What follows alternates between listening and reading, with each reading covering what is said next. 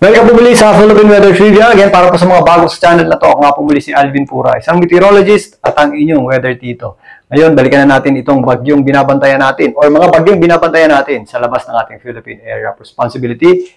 Silipin muna natin itong bagyong may international name na Kalmegi o yung dating bagyong Tino. Ito po ay lumakas pa at malapit nang umabot sa super typhoon category. Pero sa kabutihang palad, bumilis din po yan. Or bumilis din po ang pagkilos niyan at patuloy nang lumalayo sa ating bansa at sa ating Philippine Area of Responsibility. Sa ngayon, wala na po yung direktang epekto sa ating bansa. Ngunit, ito pong binabantayan nating bagyo sa labas ng PAR, dito naman sa may Pacific Ocean, ay lumakas pa. At isa na pong tropical storm na may pangalang Fong Wong. Ito po ay ipinangalan sa isang peak sa bundok dyan po sa may Hong Kong. So galing pong Hong Kong or China yung kanyang pangalan. At ito pong bagyong may international name na Fong Wong, ito yung posibleng tawagin nating bagyong Uwan if ever makapasok na sa loob ng ating Philippine Area of Responsibility. Ito nga po ay nasa tropical storm category na may taglay na lakas na hangin na nasa 75 kilometers per hour. Malapit sa kanyang gitna at kung minsan may mga pagbugsong umabot sa 90 kilometers per hour. Ngayon, makikita niyo yung ating satellite image, medyo malawak yung kanyang cloudiness, pero ito po ay buhaghag pa. Pero habang lumalakas po itong bagyong si Fong Wong, makikita natin ito ng mas maayos na circulation or mas magiging siksik po yung kanyang pag-ikot. Yan po ay kumikilos pa northwestward patungo dito sa ating area of responsibility sa bilis na 10 kilometers per hour. Ngayon, silipin natin ang official forecast track ng Pag-asa para dito. So, narito po ang pinakahuling forecast track ng Pag-asa para dito sa bagyong Fong Wong o yung ating tatawaging bagyong Uwan.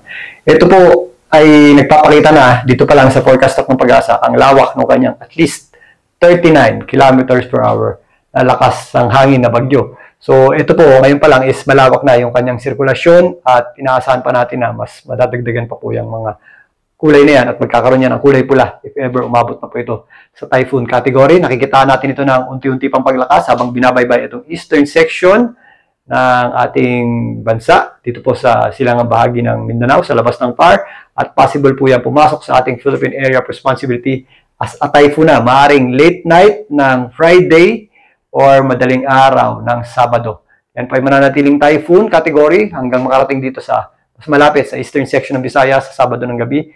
Possible po yung umabot sa hanggang super typhoon category pa. Meron tayong nakikitang paghina nito or bahagyang paghina nito. If ever makarating na dito sa eastern section ng Northern Luzon, yan po ay, isa sa dahilan yan is yung interaction yan sa ating northeasterly na hangin. So magkakaroon tayo ng surge ng northeast monsoon. Magkakaroon po yan papasukan po yan ng cold at dry air. So makikitaan po natin yan ng bahagyang paghina. Pero yung term po na paghina is paghina lang sa numero or sa kanyang center winds. Bago po yan dumikit dito sa landmass or sa ating kalupaan is malakas na bagyo pa rin po ito na magdadala pa rin po ng mapanganib o destructive na lakas ng hangin, particularly doon sa mga areas na dadaanan yan. Maliban sa lakas nito is malawak din po ang bagyo na to. So marami pong lugar sa atin ang maapektuhan nito. At maliban dyan, maliban sa lakas ng hangin, ang bagyong ito, if ever pumasok sa loob ng ating PAR, mabibigyan niya ng local name na Uwan. Ang Uwan po ay Bisaya term na ibig sabihin ay ulan, which is, ito nga pong bagyo na ito ay aasahan din natin na magdala ng napakaraming ulan, particularly dito sa Northern Luzon at Central Luzon, habang tumatawid po yan dyan. After po niyan makatawid sa ating landmass, makikitaan po natin yan ng paghina dahil mababawasan po yung lakas na nakukuha niya sa dagat at maaaring bumalik sa typhoon category. Pero again, ang typhoon na bagyo or ang bagyo na nasa typhoon category ay malakas na bagyo pa rin po. Yan po yung makakatawid dito sa ating bansa mula Monday hanggang Tuesday. Ngayon, silipin naman natin ang mga posibleng pag-ulan itong bagyong posibleng tawaging Uwan. So narito ang pinaka-latest run ng WRF model na nagmula sa Weather Manila na kung saan pinapakita yung pinaka-malapit sa ating landmass o yung possible landfall nitong bagyong Uwan at yung kanyang pinaka-malalakas na pag-ulan. Dito, pinapakita na kaunti lamang po yung ating pag-ulan dito sa western section ng Mimaropa, Western Visayas, meron din tayong mga possible na scattered rains dyan, Bicol region, and some portions ng Calabarzon. Sa darating na linggo hanggang Lunes, is mababa pa rin yung ating inaasahang pag-ulan dito sa Metro Manila. Pero, ito pong mga areas na medyo malapit sa gitna ng bagyo, ito pong mga kabundukan ng Cordillera, Abra, Apayao, Ifugao, Kalinga, kasama na po dyan ang areas ng Pangasinan, Ilocos Region, maging dito sa area ng Aurora, Isabela, Quirino, Cagayan. So, meron pa tayong mga kulay itim dyan. Yan po ay mga at least 200 millimeters na pag-ulan. Yung mga ganyang klaseng pag-ulan, kagaya po nang nangyari sa Cebu, possible po ulit mangyari yun. Ibig sabihin, meron tayong mga torrential or more than 200 millimeters na pag-ulan. So, halos walang humpay na pag-ulan yan na maaring magdulot ng malawakang pagbaha. So, paghandaan po natin yan. Yan po ang posibleng pagdaan itong Bagyong Uwan. Meron din po mga pag-ulan dito sa mga areas ng Calayan at Tubuyan Group Islands, maging yan po sa extreme Northern Luzon. So, narito naman po yung para sa Lunes. Given na nakatawid na itong Bagyong Uwan dito sa Northern Luzon, meron pa rin tayong malawakang pag-ulan sa malaking bahagi ng Northern Luzon, pero malilipat yung peak niyan. Dito sa Ilocos Region, kasama po dyan ng La Union at Pangasinan, makakabundukan dito sa Benguet, kasama po dyan ng Baguio City, Zambales at Bataan, malaking bahagi ng Central Luzon. Sa Lunes, mas maulan na rin po tayo dito sa Metro Manila at hanggang Tuesday na po yan. Pero hindi po siya kasing lakas nitong mga nasa itaas na area o yung medyo malapit sa gitna itong bagyo. Pero again, possible pa rin po yan magbaba, especially sa mga low-lying areas. Meron din tayong inflow ng hangin dito sa ilang bahagi ng Mimaropa. So by this time, nasa typhoon category po ang Bagyong Uwan. Pero again, destructive o mapaminsalang hangin pa rin po ang maaaring idulit nito. Silipin naman natin yan. So simulan na natin para sa linggo habang nakadikit na po dito sa eastern section ng Bicol Region at Central Luzon itong bagyong si Uwan. Pinapakita dito yung ating lakas ng hangin at mga kaulapan at kung mapapansin nyo, ito po yung ating tinatawag na isobars, yung lines of equal pressure. Gaya ng mga tinatalakay natin dati, kapag dikit-dikit po yung ating isobars, ibig sabihin mas malakas yung ating hangin na nararamdaman dahil meron niyang sudden change ng pressure. So, mula doon sa center ng bagyong si Uwan, nandun po yung ating pinakamalalakas na hangin. Pero by Sunday, ramdam na po yung ating mga pabugso-bugsong hangin na may kasamang mga pag-ulan. Dito sa malaking bahagi ng Bicol Region, sasabit pa po yan dito sa ilang bahagi ng Eastern Visayas, dyan po sa may Samar area. Pero dito sa Metro Manila, medyo maulap lang po ang ating panahon. At meron din tayong nararamdamang breezy or gusty conditions. So, meron din po tayong mahangin na conditions sa darating na linggo. Pero dito po sa mga areas ng Aurora, Cagayan at Isabela area, ramdam na rin po yung panglabas na kaulapan at mga pagbugso ng hangin dyan. So habang lumalapit pa po itong Bagyong Uwan sa darating na linggo, ito po ay linggo ng umaga. So habang lumalapit pa yan sa Sunday ng gabi, mas didikit po yung mga malalakas na hangin natin dyan sa mga general area na yan.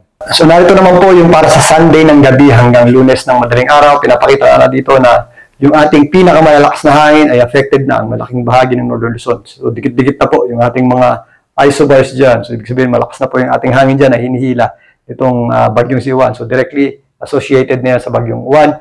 Maliban dyan, meron din po tayong mga malalakas na pag-ulan na associated dyan, particularly dito nga sa hilagang bahagi ng Luzon, na kung saan yung po yung tutumpukin ng kanyang center at maging malaking bahagi ng Central Luzon. Dito sa Metro Manila, ramdam na rin natin yung mga pag-ulan at mga pabugso-bugsong hangin na maaaring idulot nitong bagyong si Uwan. At ganoon din po sa mga areas ng Calabarzon, kasama na po dyan ang ilang bahagi ng Bicol Region. So, yung ating pinaka-critical times is mula Sunday hanggang sa Lunes. Habang tumatawid po itong Bagyong Uwan, dito po sa hilagang bahagi ng Luzon. So, bago tayo matapos, silipin muna natin itong pagtaya ng Google DeepMind. So, hindi naman po ito nalalayo sa forecast track ng Pag-asa. Pinapakita rin dito na posibleng umabot sa hanggang super typhoon. Ito po ay Cat 5. Cat 5 is ginagamit dito yung nasa US na category o yung hurricane category natin. So, Cat 5 is super typhoon, equivalent sa atin. Pero, kung papansinin nyo, bumagsak yan ng kaunti if ever nandito na po yan sa may eastern section ng Bicol Region at papalapit dito sa area ng eastern section ng Central Luzon. At dahil po yan doon sa ating binabanggit nga kanina na interaction niya sa northeasterly na hangin o yung ating northeast monsoon. Pero ganun pa man, ito po ay malakas na bagyo pa rin, nasa above category pa rin o nasa taas na category pa rin ito ng ating typhoon category. So dangerous pa rin po yan, mapanganib na po yan na hangin, although bahagya lang po yung ating inaasahang paghina niyan. Pero if ever makatawid na po yan dito sa Luzon, sa mga kabundukan ng Northern Luzon at Central Luzon, dito natin nakikitaan niya ng paghina sa kanyang maximum sustained winds. Pero again, ingat pa rin po tayo dahil malakas na bagyo pa rin po ito. At possible pa rin po yung makapaminsala, particularly nga yung mga areas na malapit sa gitna nito. At again, kaya nga po ang pangalan nito ay Uwan, meron tayong in-expect na malawakang ulan na magmumula dito. At possible po yan magdala ng mga lawakang flash floods at landslides. Yung mga nakita natin pagbaha sa Cebu, kung mapapansin nyo, puro putik po yun.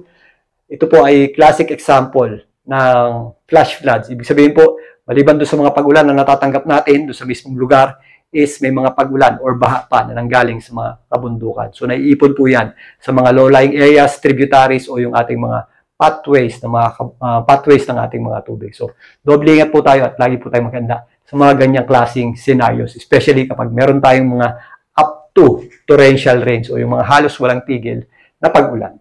So yan muna ang pagtalakay natin dito sa bagyong may international name na Fongwo o yung ating tatawaging bagyong Uwan.